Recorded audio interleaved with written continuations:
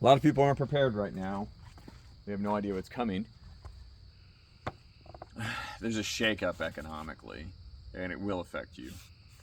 Right now, the financial system is trying to be restructured so that,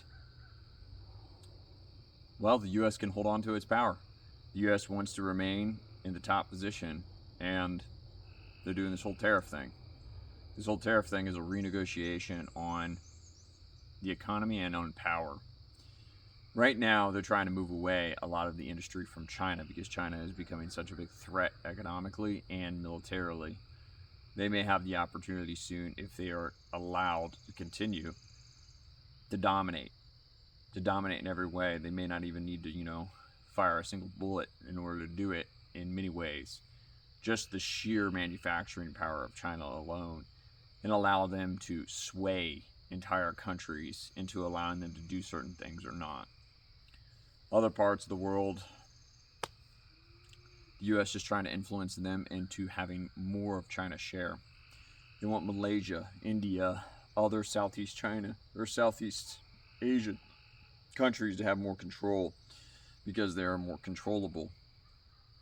And this will allow the U.S. to renegotiate pricing on different things.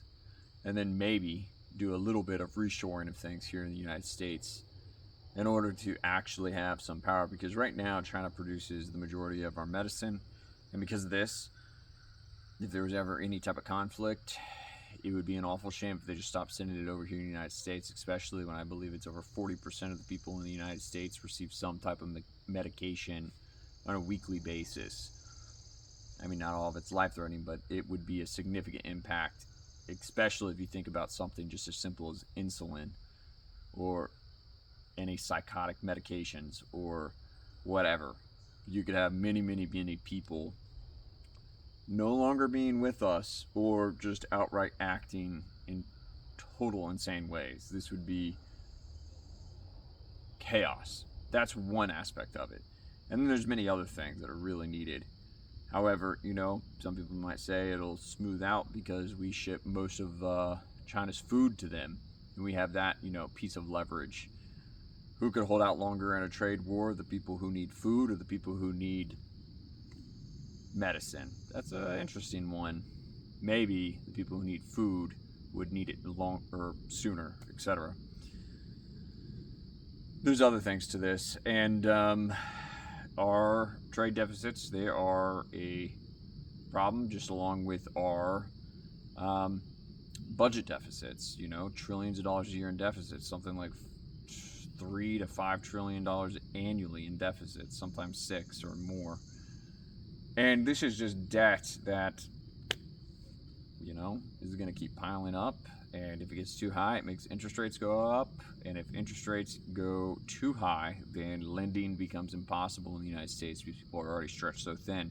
They can't even barely afford basic necessities. I had a customer today.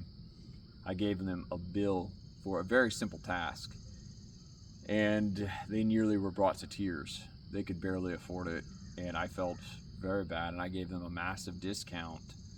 But still, even the price that they had to pay was barely affordable to them, and they were someone who was a retiree, and they were scammed. They were majorly scammed by, oh man, saving away for retirement with fixed income or something of the sort, and then the government printed away all their value and made it so that they didn't have the wealth they thought they were going to have when they were retiring. They thought that $1,200 a month would be more than enough to pay for all their expenses with just Social Security alone, when nowadays $1,200 a month can get basically spent in the first week of your bills that you have to pay. It's a disaster. And it's going to be a tough one going through all this. A lot of you are going to see a lot of pain and suffering, and either you have to do something very harsh to try and fix it, or you just have to let it play its course, and we have to have a lot of long endured pain. And people can kind of work when it comes to that type of stuff and figure it out along the way, but harsh crashes really take out a lot of people. And unfortunately, statistics say that if you have recessions, depressions, or unemployment increases over X amount for every 10,000 people, I believe it is, that go unemployed, the unalive yourself rate goes up something like 100 people for those 10,000. It's crazy. And remember, there's 330 million people. 1% is something like over a million people in the workforce. You know, 1.5 or whatever million people working. So, oh man, this type of stuff is stuff you just have to be able to, you're going to have to take it on in your own ways, and you're going to have to be able to figure out how to earn an income when layoffs are massive and be able to generate more. And your 9 to 5 probably is not that answer.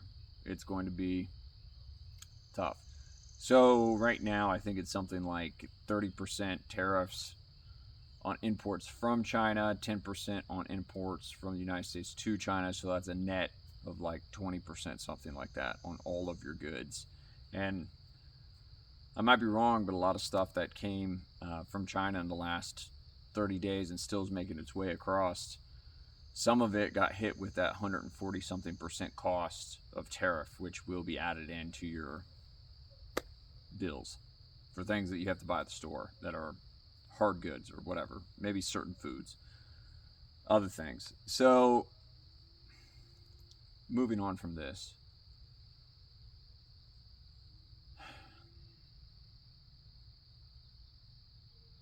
you're gonna have to tighten your belts, and you're gonna have to really figure out how to restructure your life. This isn't a question of if, it's a matter of how fast can you possibly get this done. I see it every day. I have older folks. They cannot afford certain bills for things in my businesses. They just flat out cannot. And it's not that I'm charging too much. The math is the math. X amount of material, X amount of labor. The material, absolutely no wiggle room on that. Most of the time, they can barely afford much more than just the material on their projects. The next, in the labor, they may want to argue whether how much, my employees or myself deserve in order to make. But there's a non-negotiable level. A lot of them think in their mind still that $20 an hour is an appropriate price to pay for labor, when that's not even possible. It's literally like a barista at Starbucks. They might be making $15 an hour. You realize that their payroll that the company pays them is more like $21, $23 an hour that they have to pay them out for taxes, insurance, any type of workman's comp, if that's even relevant, and then other things. You're saying that you want somebody who is 10 years experienced in a trade to make just as much as somebody who works at Starbucks? That's absurd. It's not possible. It's not going to work, and you wouldn't be able to feed a family if you had that type of income. The real numbers, minimum payroll, you can't go lower than $40 an hour. You have a project, takes 10 hours, that's $400 in a day. A lot of projects take a week. Do the math. Thousands of dollars, $1,500 in a week, payroll. And that's for not a particularly high paying position. So, and they have Social Security at around $1,200. You'd be amazed at how many of these people, that's their only source of income.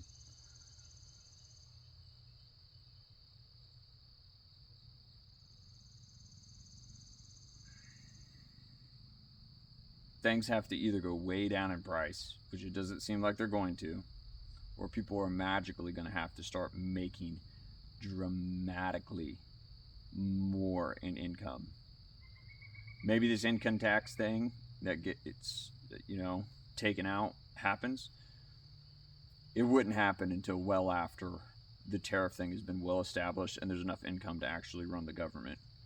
They couldn't just pull the plug on the income taxes until there was a replacement, or else there would be debt defaults, and that would spiral the whole world out of control. It sounds a little ridiculous that someone would say that the U.S. is that important, But it really is. The U.S. bond market is the largest market in the entire planet. It would be a nightmare. So, what do we do about all this? Whew.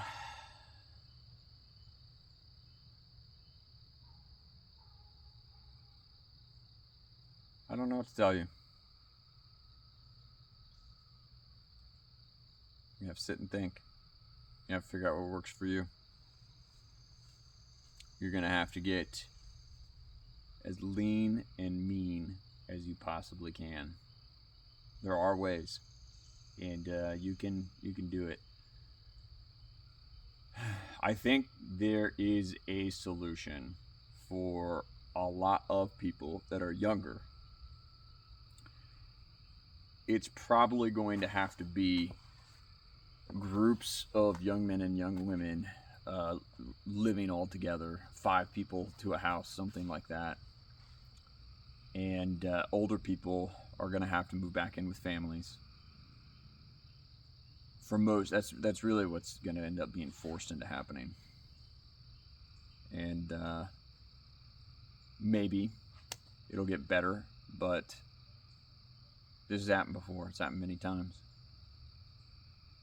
Maybe a hard reset like this will teach us some lessons that have been forgotten. Because I don't see people living in ways that are moral, strong, self-reliant, responsible.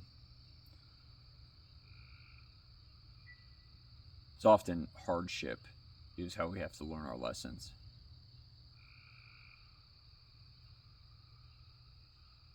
Tell me if I'm wrong. Have a good one. Thanks.